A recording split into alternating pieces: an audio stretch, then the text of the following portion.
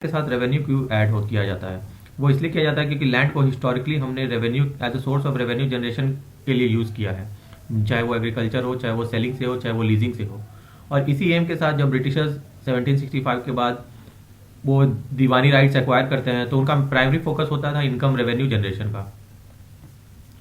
तो इस वीडियो में हम देखेंगे कि कैसे 1765 से 1833 तक ब्रिटिशर्स डिफरेंट डिफरेंट टाइप के लैंड रेवेन्यू सिस्टम्स लाते हैं ताकि वो अपना रेवेन्यू को ज़्यादा से ज़्यादा बढ़ा सकें। तो चलिए शुरू करते हैं।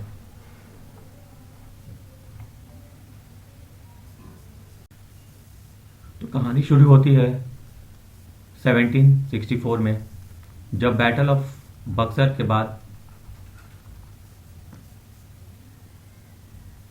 बैटल ऑफ बक्सर में ब्रिटिशर्स जीत जाते हैं। उसके बाद ट्रीटी ऑफ इलाहाबाद साइन होता है। इसका डेट बहुत इंपॉर्टेंट है, 12 अगस्त 1765। इस डेट पे ही रॉबर्ट क्लाइव और शाह आलम के बीच में ट्रीटी ऑफ इलाहाबाद साइन होता है, जिसके बाद ब्रिटिशर्स के पास दीवानी राइट्स आ जाती है बंगाल, बिहार और उड़ीसा का। और जो निजामत राइट था दैट स्टेट विथ नवाब्स, वो नवाब्स के पास ही रह जाता है। उसके बाद 1765 से 1772 के बीच जब ब्रिटिशर्स ने देखा कि अरे हमारे पास दीवानी राइट्स आ गया बट हमारा रेवेन्यू स्टिल अभी लो है, तो revenue was the main concern कि पैसा कहाँ से लाएं। तो इसी का सॉल्यूशन वॉरेन हेस्टिंग को करने के लिए दिया जाता है। जब वॉरेन हेस्टिंग 1772 के अंदर लैंड रेवेन्यू सिस्टम लाएंगे जिसका नाम है फार्मिंग सिस्टम या इजारेदारी सिस्टम। इसके पहले क्या होता था कि लैंड रेवेन्यू का जो भी कलेक्शन किया जाता था वो इंडियंस के द्वारा किया जाता था, लेकिन वॉरेन हेस्टिंग इतिहास में पहली बार ये करेंगे कि इंडियंस को लैंड के रेवेन्यू के कलेक्शन से हमेशा हमेशा के लिए हटा देंगे और ये टर्निंग पॉइंट होगा। लैंड के रेवेन्यू के कलेक्शन से इंडियंस को हमेशा हटा दिया जाएगा और एक फार्मिंग सिस्टम लाया जाएगा। फार्मिंग सिस्टम के कुछ फीचर्स देख लेते थे। फार्मिंग सिस्टम के कुछ फीचर्स देखते हैं। रेवेन्यू कलेक्शन यूरोपियंस बिडर्स को दिया जाता था। जो यूरोपियन सबसे ज़्यादा बिड करता था कि हम इस प्लॉट से आपको साल में 1 लाख रुपए देंगे या 2 लाख रुपए देंगे, हाईएस्ट बिडर को वो लैंड अलॉट कर दिया जाता था फॉर मैक्सिमम ऑफ 5 ईयर्स। और एम बिडर्स का या वॉरेन हेस्टिंग का फार्मर्स या पीजेंट का वेलफेयर नहीं था, बल्कि मैक्सिमम रेवेन्यू जनरेशन था। वो सिर्फ मैक्सिमम रेवेन्यू जनरेशन के ऊपर फोकस करते थे। हुआ ये कि जो बिडर्स थे उन्हें यूरोपियन बिडर्स जो थे उन्हें इंडियन सॉइल का ज़्यादा अंदाजा नहीं था, इंडियन क्लाइमेट और इंडियन एग्रीकल्चर का ज़्यादा अंदाजा नहीं था, जिसके कारण बिडिंग अमाउंट को वो फुलफिल नहीं कर पाते थे और वो समय पे अपना टैक्स नहीं भर पाते थे। इसके वजह से जो यूरोपियन बिडर्स है वो हेवी एरियर में चले गए, उन पर बहुत ज़्यादा कर्ज हो गया। और जो इंडियन राइट्स थे या इंडियन जो फार्मर थे या पीजेंट्स थे उन्हें अपने लैंड से हाथ धोना पड़ा, क्योंकि उनके पास खेती करने के लिए पैसा नहीं होता था। पैसा के लिए वो मनी लेंडर से लोन मांगते थे। जब मनी लेंडर को वो लोन लौटा नहीं पाते थे तो मनी लेंडर उनका लैंड का ओनरशिप ले लेते थे। कि साइकिल याद रखिएगा, मनी लेंडर से वो पैसा मांगते थे, जब वो पैसा नहीं दे पाते थे तो ओनरशिप इधर से इधर ट्रांसफर हो जाता था। So this was the cycle going on. 1793 में लॉर्ड कॉर्नवालिस परमानेंट सेटलमेंट नाम का लैंड रेवेन्यू सिस्टम लाएंगे। परमानेंट सेटलमेंट ये बिहार, उस समय के बंगाल, उड़ीसा, बनारस और नॉर्दर्न कर्नाटक रीजन में अब यूज़ किया जाएगा, एक्सपेरिमेंट किया जाएगा। इसमें ज़मींदार्स को ओनर ऑफ लैंड के रूप में डिक्लेयर कर दिया गया था फॉर 10 ईयर्स। 10 साल तक जो ज़मींदार होंगे वही लैंड के ओनर होंगे। और ओनर्स को हेरिडिटरी राइट्स दिया गया था, मतलब वो लैंड को सेल कर सकते हैं, वो लैंड को ट्रांसफ़र कर सकते हैं और लैंड को लीज भी कर सकते हैं। उन्हें हेरिडिटरी राइट दिया गया। और ये जो 10 साल का ओनरशिप इनको दिया गया, इसको डेसिनियल सेटलमेंट कहा गया और एक तरह से इसे परमानेंट माना गया। परमानेंट तब तक माना जाता था जब तक वो अपना रेंट पे करते थे। जब जैसे ही उन्होंने रेंट पे करना छोड़ दिया, उनसे ओनरशिप वापस ले लिया जाता था और उस लैंड को सेल ऑप्शन कर दिया जाता था। इसमें अगर आपको 11 रुपीज़ का इनकम है, अगर 11 पार्ट्स का इनकम है तो 10 पार्ट्स गवर्नमेंट का होता था, ब्रिटिशर्स का, और 1 पार्ट जमींदार का होता था। आप सोचिए अगर 11 रुपए जमींदार कमा रहा है उस लैंड से तो उसे 10 रुपये ब्रिटिशर्स को देना पड़ता था और 1 रुपया वो खुद रखता था। और इस 1 रुपये में से ही अब वो फिर फर्दर रायट को पेमेंट देगा या पीजेंट को पेमेंट देगा। तो आप सिनेरियो देख सकते हैं कि मेजर बल्क अमाउंट कहाँ पे जा रहा था, टू द ब्रिटिशर्स, और यही उनका मेन एम था। परमानेंट सिस्टम के तहत उन्हें पट्टा इशू करना पड़ता था, जमींदार को पट्टा इशू करना पड़ता था टू द टेनेंट्स। ये जमींदार टेनेंट को देते थे और पट्टा एक टाइप का डॉक्यूमेंट होता था उस समय, जिसमें 2 चीज मेन लिखी रहती थी। पहला, लैंड का एरिया कितना है जिस पे उन्हें खेती करना, और दूसरा उन्हें रेंट कितना पे करना है, रेंट और लैंड का एरिया। तो पट्टा में ये दो डिटेल्स होते थे। अब हम चलते हैं नेक्स्ट लैंड रेवेन्यू सिस्टम की ओर, जिसे थॉमस मुनरो लाएंगे 1820 के अंदर। तो चलिए इसे देखते हैं। थॉमस मुनरो लाते हैं ryotwari system. Thomas Munro governor of Madras थे जो रैयतवारी सिस्टम लाते हैं, और ये साउथ के रीजन में लाएंगे, बेसिकली मालाबार रीजन, कोयम्बतूर, मद्रास और मदुरई। एक छोटे से पार्ट में ये अपने लैंड रेवेन्यू सिस्टम को ट्राई करते हैं, और फिर बाद में इसका सक्सेस देखते हुए इसे महाराष्ट्र, ईस्ट बंगाल, आसाम और कूर्ग के रीजन में भी इसे एक्सटेंड कर दिया जाएगा।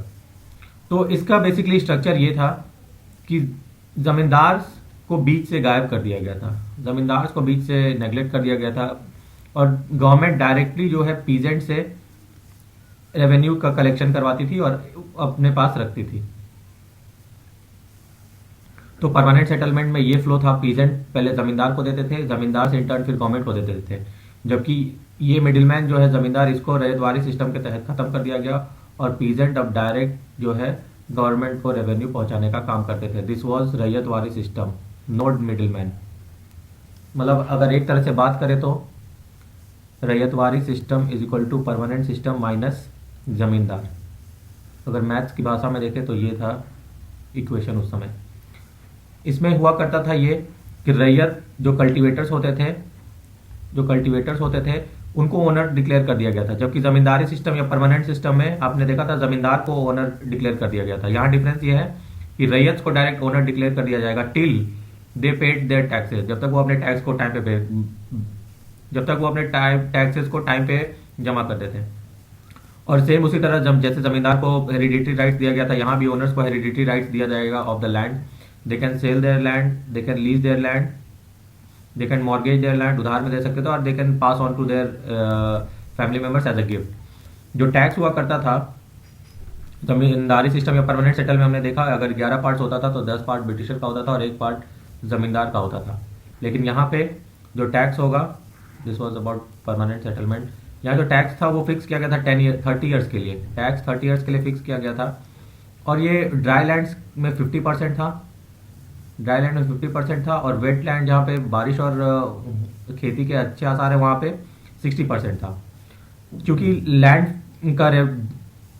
पे टैक्स फिक्स था, उसे आप बाय बेगारी या गुडविल से पे नहीं कर सकते थे, इसीलिए पैसा किसान को लाना जरूरी था। इसलिए एक ट्रेंड देखा गया था कि फार्मर अब कैश क्रॉप की तरफ मूव कर रहे थे, वो फूड क्रॉप से ज्यादा अब कैश क्रॉप का प्रोडक्शन कर रहे थे, क्योंकि उनको एक बात समझ में आ गया था कि पैसा लाना जरूरी है भाई। तो ये था रैयतवारी सिस्टम। नेक्स्ट हम चलेंगे 1833 के अंदर, जिसे महलवारी सिस्टम कहा जाता है। नेक्स्ट 1833 के अंदर हॉल्ट मैकेंजी के द्वारा एक सिस्टम डिवाइस किया जाता है जिसे कहा जाता है महलवारी सिस्टम। महलवारी सिस्टम, उस समय गवर्नर जनरल थे विलियम बेंटिक। तो महलवारी सिस्टम जो था ये मैथ्स का एक, मैंने इसे maths as a maths represent किया है, ये सेट थ्योरी है। तो परमानेंट सिस्टम और रैयतवारी सिस्टम का ब्लेंड था Mahalwari system. Means Mahalwari system में कुछ रैयतवारी सिस्टम का पार्ट इंक्लूड था और कुछ परमानेंट सिस्टम का पार्ट इंक्लूड था। तो चलिए हम आगे देखते हैं कैसे। तो मैंने बताया हॉल्ट मैकेंजी ने इसे स्टार्ट किया था,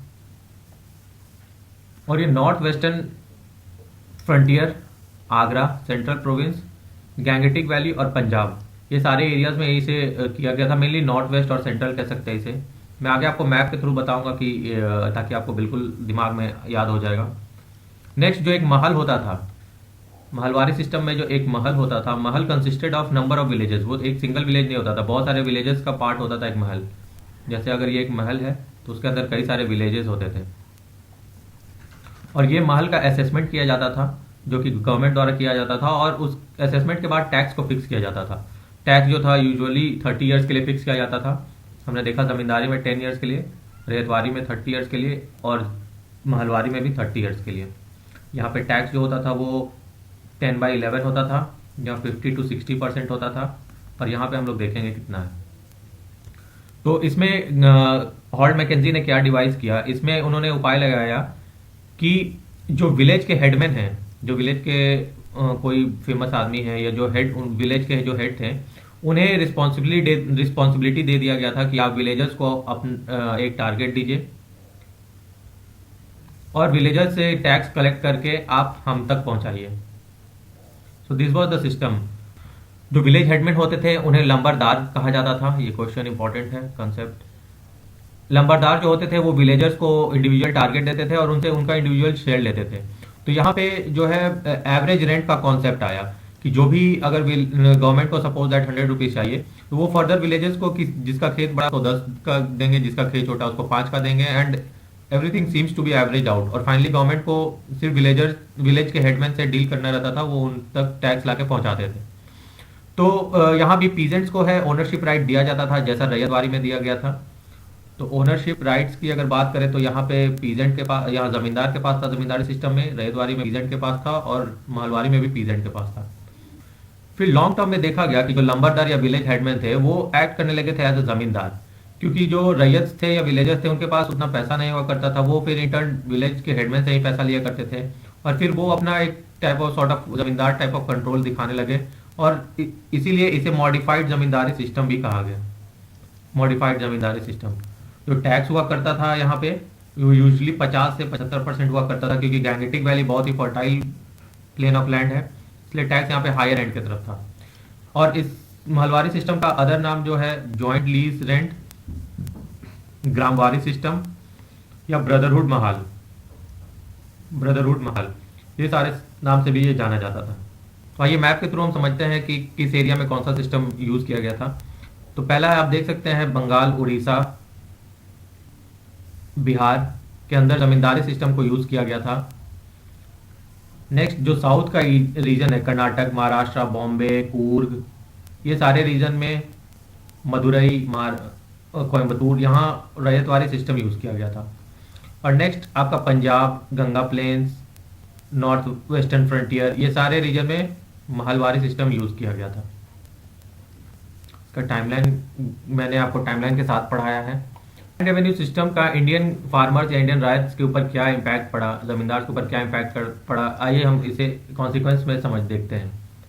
तो कॉन्सिक्वेंस, लैंड एक कमोडिटी टाइप से ट्रीट करने जाने लगा। जो भी ब्रिटिशर्स थे वो लैंड को सिर्फ एज ए रेवेन्यू जनरेशन के लिए, ब्रिटिशर्स थे वो लैंड को सिर्फ रेवेन्यू जनरेशन के लिए यूज करते थे, एज ए कमोडिटी यूज करते थे कि उसे एज ए कमोडिटी ट्रीट करते थे कि लैंड को बेच करके चाहे उस पर टैक्स लगा के ज़्यादा से ज़्यादा इनकम वो जनरेट कर सके। टैक्स बहुत हाई था, जैसा कि मैंने आपको बताया टैक्स बहुत हाई था। ज़मींदारी में 10/11 टैक्स था, रैयतवारी में 50 to 60% टैक्स था और महलवारी में भी 50 to 70% टैक्स था। तो टैक्स बहुत ज़्यादा था, इसीलिए कैश क्रॉप की तरफ ज़्यादा टिल्ट देखा गया उस समय। लोग फूड क्रॉप को छोड़ करके कैश क्रॉप देने लगे, क्योंकि अगर कैश नहीं दे पाते या टैक्स नहीं भर पाते तो उनके लैंड को कॉन्फिस्केट कर दिया जाता था, उन्हें लैंड से हटा दिया जाता था, ओनरशिप ले ली जाती थी। फूड सिक्योरिटी जो है घट गया इसके वजह से। अगर कैश क्रॉप ही ज़्यादा होगा फूड क्रॉप के कंपैरिजन में तो फूड सिक्योरिटी घटेगी। As a result of which India में फेमाइन के कंडीशन बनने लगे। 2 बड़े बड़े फेमाइन भी हुए थे बंगाल के अंदर, जो कि इंडियन हिस्ट्री ने विटनेस किया है। नेक्स्ट ये जो सर्कल था ये और स्ट्रांग हो गया, फार्मर्स और मनी लेंडर्स का ये सर्कल था और स्ट्रांग हो गया। फार्मर्स मनी लेंडर से लोन लिया करते थे और जब वो लोन नहीं लेते थे, नहीं रिटर्न कर पाते थे, तो उनका ओनरशिप जो है वो मनी लेंडर्स की तरफ जाने लगा। Means money lenders now started becoming land owners. तो इस तरह के लैंड रेवेन्यू पॉलिसीज का इम्पैक्ट जस्ट आफ्टर इंडिपेंडेंस देखने को मिला कि 7% ऑफ पॉपुलेशन, मीन 7% जो थे वो जमींदार और लैंडलॉर्ड थे, उनके पास 75% ऑफ द लैंड था।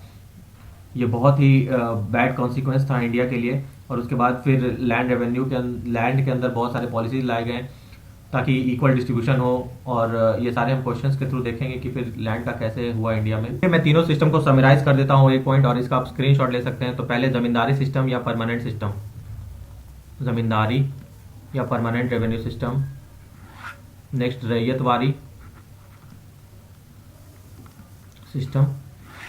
Next mahalwari system.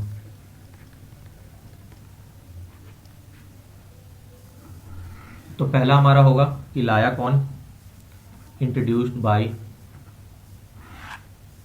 ये करेंगे आपके Cornwallis. 1793। Next ryotwari by Thomas Munro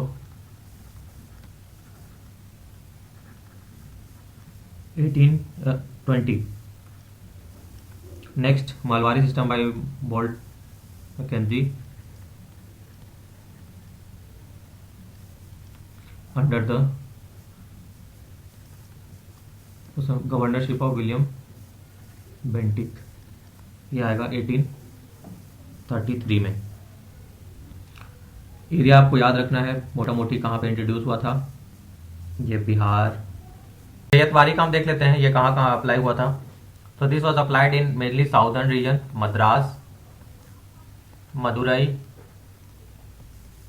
Coimbatore, फिर एक्सटेंड किया जाएगा ईस्टर्न बंगाल, कूर्ग जैसे रीजन में। नेक्स्ट हम देखते हैं मालवारी सिस्टम, इसे अप्लाई किया गया था नॉर्थ वेस्ट रीजन में, नॉर्थ वेस्ट, फिर आपका पंजाब, गंगेटिक वैलीज जो कि बहुत फर्टाइल रीजन है, नेक्स्ट सेंट्रल इंडिया। अब हम देखते हैं कि ओनरशिप किसके पास था। ओनरशिप यहाँ ज़मींदार को रिकॉग्नाइज किया गया था, zamindar for period of 10 years. Ryotwari system में ज़मींदार या मिडिलमैन को हटा करके यहाँ पे ओनरशिप डायरेक्टली रैयत को दिया गया था। रैयत या फार्मर्स वेर द ओनर या पीजेंट्स। और यहाँ मालवारी सिस्टम में भी जो ओनरशिप था, जो टैक्स कलेक्शन का बर्डन था वो लंबरदार के ऊपर था, मतलब विलेज हेडमैन, लेकिन जो ओनरशिप था वो पीजेंट के पास ही था, पीजेंट्स। अब हम देखते हैं टैक्स का बर्डन किसके पास था। टैक्स बर्डन, टैक्स कलेक्शन का बर्डन यहाँ पे ज़मींदार के पास था। ज़मींदार को टैक्स कलेक्ट करके देना होता था ब्रिटिशर्स को। रैयतवारी सिस्टम में डायरेक्ट गवर्नमेंट फार्मर्स या पीजेंट से लेती थी, डायरेक्टली टू ब्रिटिशर्स। और मालवारी सिस्टम में विलेज के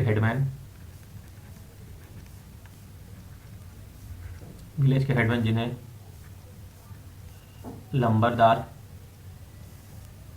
कहा जाता था, इनका रिस्पॉन्सिबिलिटी था टैक्स को कलेक्ट करना। ये जो था मिक्स ऑफ बोथ था। मालवारी सिस्टम जो था mix of permanent system and ryotwari system था, इसमें दोनों का ब्लेंड देखा गया था। तो ये था एक कॉन्साइज वीडियो।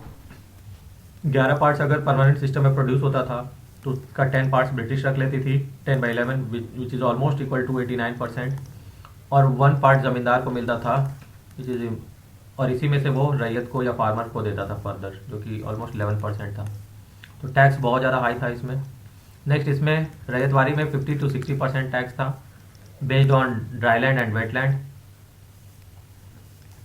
और इसमें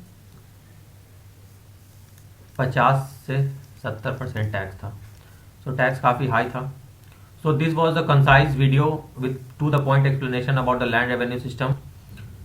तो नेक्स्ट वीडियो में हम इसका प्रीवियस ईयर क्वेश्चन करेंगे, जो कि वेरियस एग्जाम जैसे बीपीएससी जो हमारा टारगेट एग्जाम है और यूपीएससी में पूछे गए हैं।